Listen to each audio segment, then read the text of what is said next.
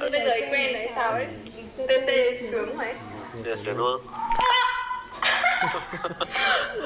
Sướng. Tê tê tai.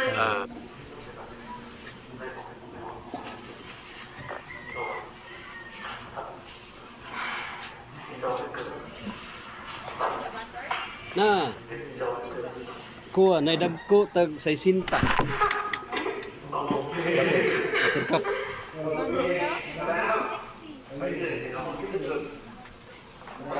Gagmay tagay pakita ma. Okay. Okay. Đây này.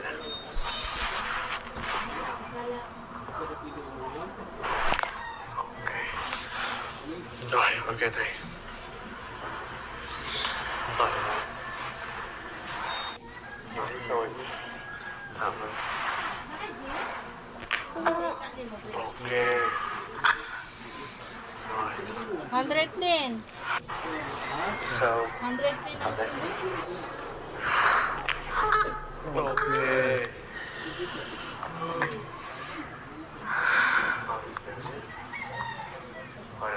So.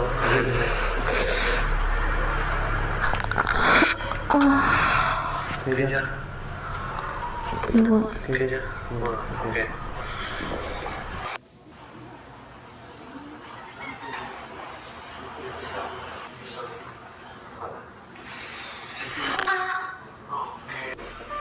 Nên ngồi trên chân thì cái mặt như này này. Đúng không?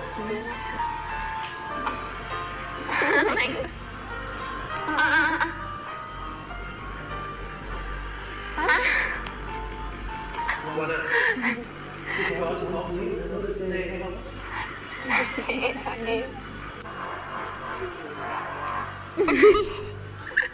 Buồn quá. Sướng. Nhưng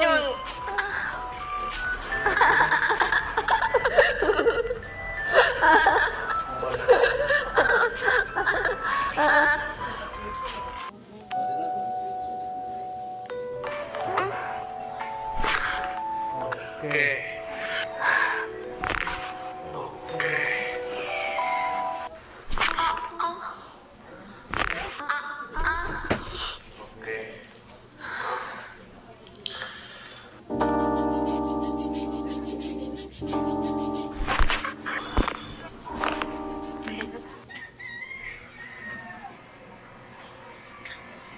Ngoan thả lỏng cái chân.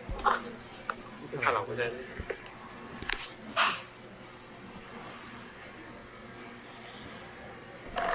Dễ chịu không?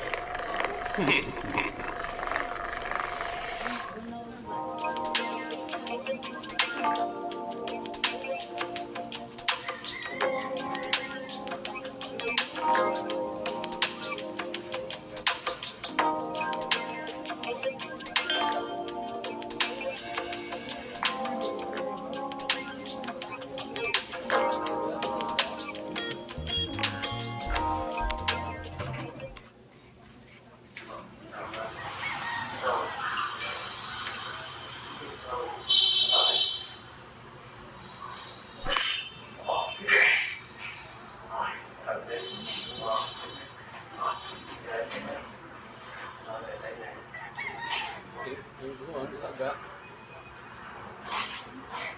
trik kartu na So. kartu dari mana? Bentar begini.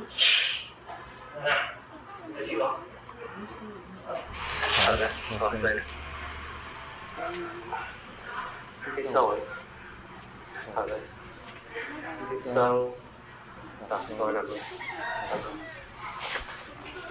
Ok. Rồi, thở ra đây. Hít sâu. Thở người. Hít sâu. Thở người. Hít sâu. Thở hết. Thở hết. Rồi. Thở hết. Hít sâu. Thở hết. Hít sâu. Thở hết. Ôi. đói. muốn ngủ luôn. Rồi bỏ lại. Tay gấp lên này, tay gấp lên này. Đúng rồi. Cái nữa dậy. Sau. Thở ra. Rồi xuống.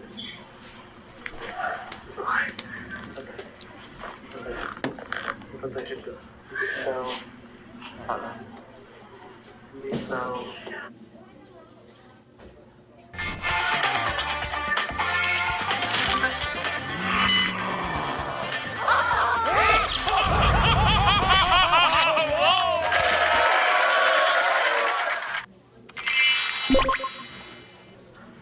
Thở hết.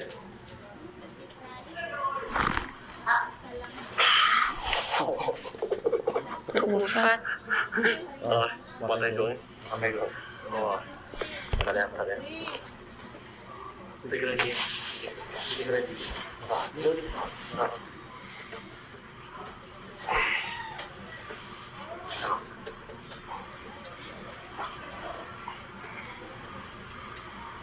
Rồi, hít sâu. Thở ra. Hít sâu. Thở hết. Hít sâu. Thở hết. Hít sâu. Thở hết. Ok. Rồi, không được đây. Thả lỏng người. Lỏng người. Lên trên này, lên trên này. Thả lỏng. Dễ chịu. Ngủ. Ngủ luôn.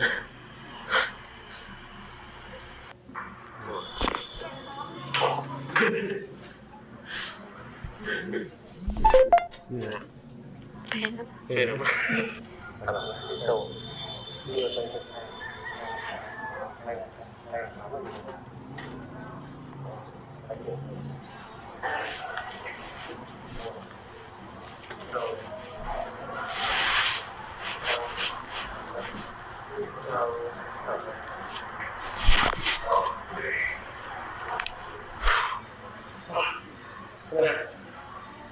Được chưa? Rồi, bây giờ nhé. Đưa cho anh mượn một cái chân bên này. Anh mượn chân này. Đúng rồi, đưa ăn được. Rồi, xong rồi, anh mượn chân đây bên này.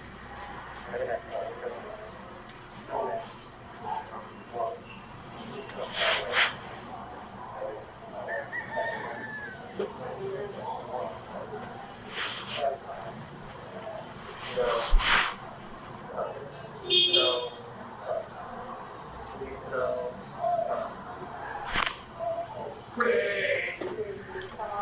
Em nghe gì không?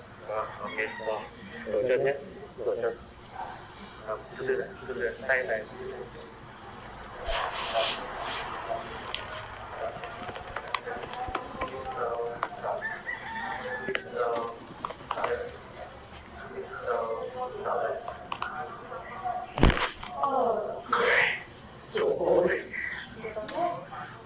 Em biết ở đâu không? Đây này. Nó là phần khớp háng này. Khi em ngồi cái thứ ấy, khớp háng của mình sẽ nổi chưa?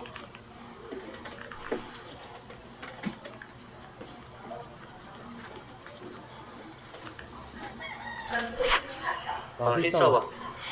Thở ra. Hít sâu. Thở. Hít sâu. Thở. Rồi, thả lỏng lại. Thả lỏng lại. Thả lỏng cổ. Từ từ, hít sâu. Thở hết ra. Ok. Nào, dễ chịu không? Ok. Thở đều. Thở đều nhé. Rồi, hít sâu này.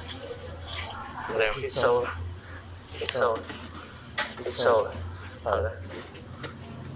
Thở hết ra. Rồi. Ok. Rồi, bỏ chân xuống.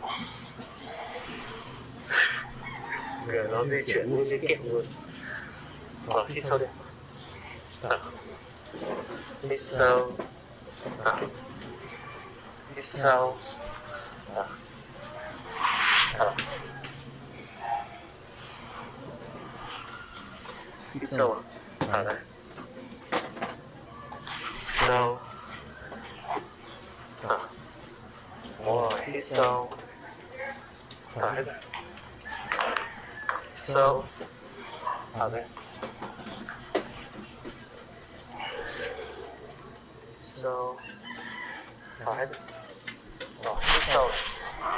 Thở hết. Hít sâu. Thở hết ra. Rồi, hít sâu. Thở ra. Ok. Chưa được.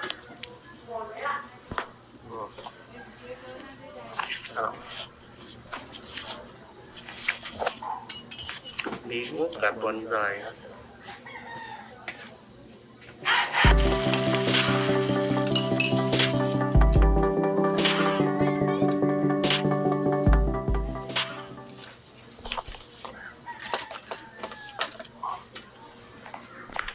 Đó.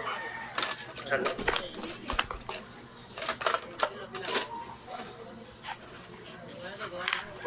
Chân ngắn quá. Ok.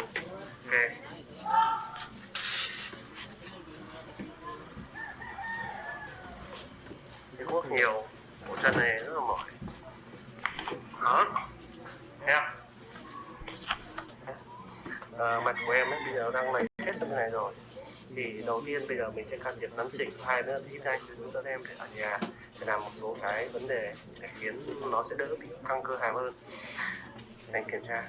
Có phải em bị đau cái này đúng không? Rồi thái được đi. Rồi tiếp ngược lại.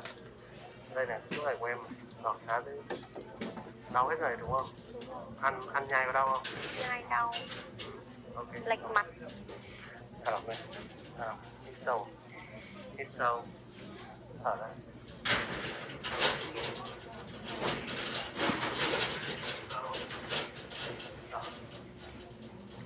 Hít sâu. Thở hết. Rồi hít sâu. Thở ra. Hít sâu.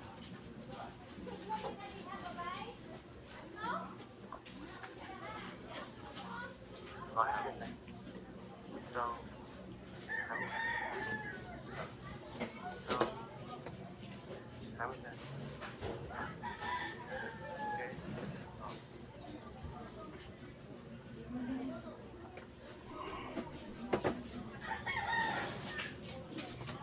Rồi, rồi. Thở lên. Thở lên. Sâu. Thở lên. Sâu. Thở ra. Rồi. Sâu lên. Kita dapat tabunan mo. Thở ra này. Sâu rồi. Thở lên đây. Thở lên. Thở.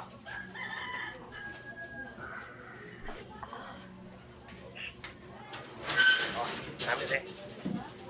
Cảm giác như nào?